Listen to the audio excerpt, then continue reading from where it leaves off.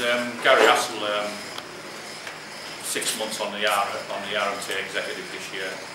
22 years as a railway worker working out of Brighton, and very, very pleased to be here at the National Shop Stewards Network meeting, which was actually born out of an RMT AGM decision in 2005,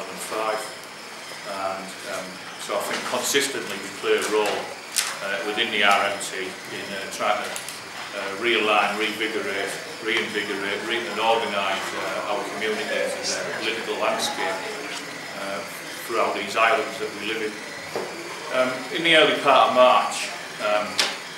we received a report on the executive asking us as an executive to support the setting up the No2EU campaign, and asking us to support that physically, politically, within our organisation.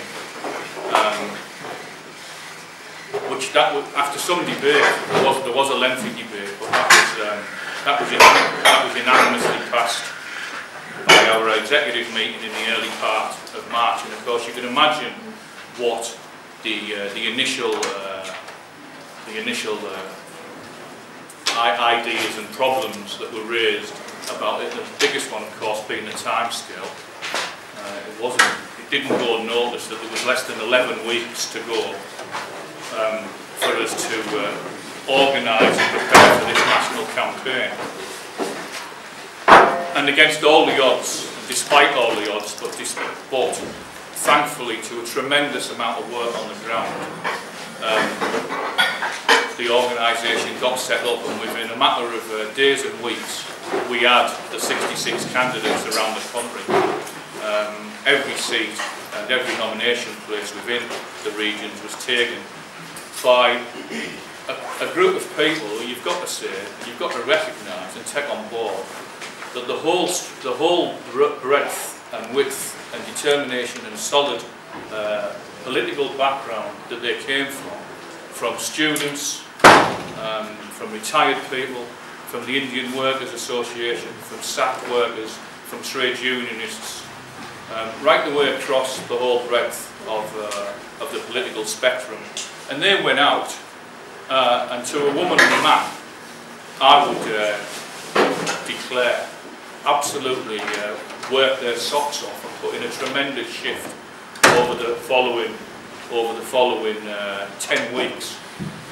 when we came to the election. Now, we can probably argue all day and all night about the outcome of what the 156,000 plus votes that we got, about how that was set up, how that was broken down, percentage within each of the regions, from each of the candidates. But I know in our region, in the southeast, we set up very quickly an organising meeting on Sunday nights at a local hostelry, of course, and quickly put in place a plan of action for the following 7 days on how to organise ourselves, where we needed to go, where we needed to target, and what sort of figures and numbers we were looking at. And I think it didn't go unnoticed that we were looking at somewhere around, realistically, 2,000 votes for each of the candidates to stand, and we had 10 in our region, and we got over, I think it was over 21,500 votes in the southeast. And that sort of more or less borne out the fruit of what it was we were aiming for and trying to achieve. And so in that respect, we met our targets. Of course, it would have been great to have more votes, but the issue about the vote and the numbers game isn't the only issue at stake here. The other important thing for us within the RMT in supporting the coalition vehicle for the No2EU was, of course, to set a catalyst and a foundation for what we would commonly term the issue and the ability to set up a new workers' party. And so, therefore, I believe that coalition and that move that we made and that attempt in the No2EU Yes to Democracy European elections, I believe it was a great and fantastic success. When we go back in within the RMT and we look at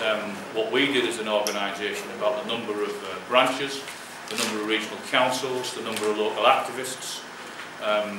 the meetings that took place. You can see that there was a great move,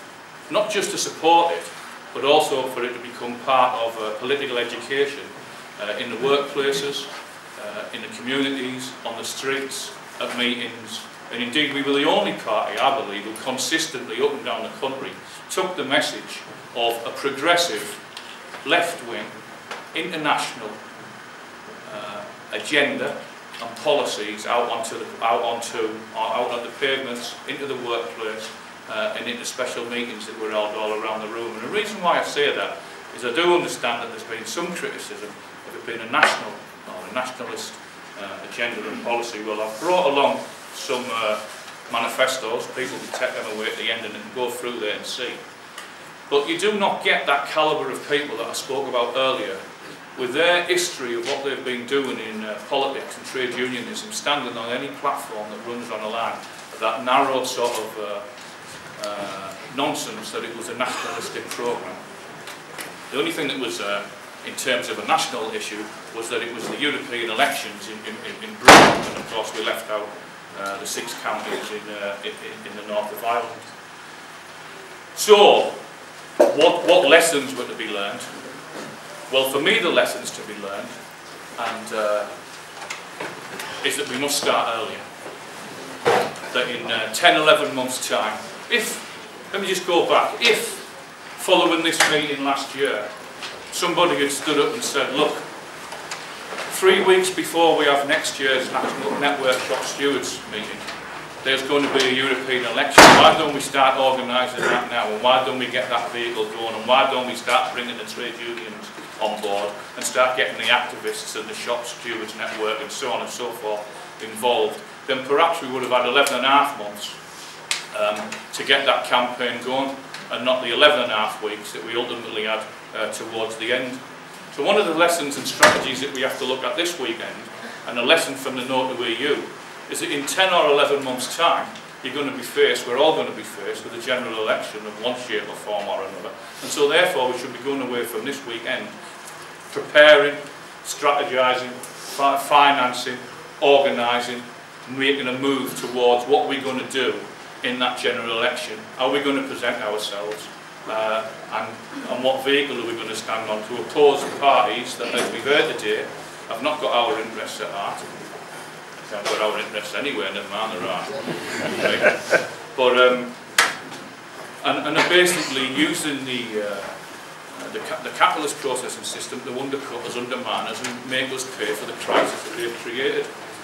So we've got to look at that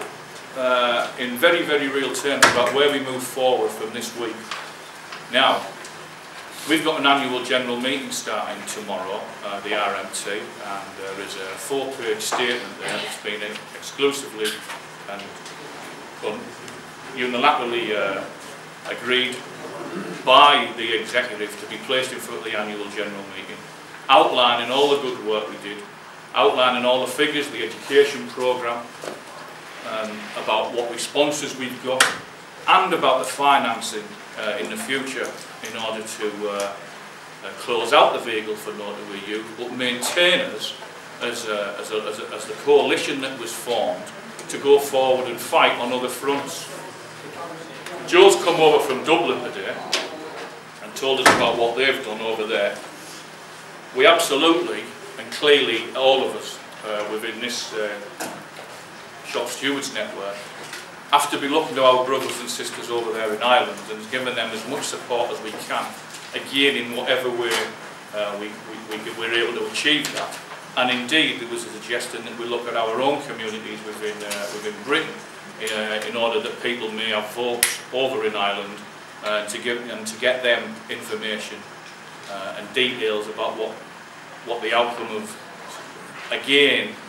rejecting the Lisbon Treaty over there in Ireland. And to that end, I've got a model motion here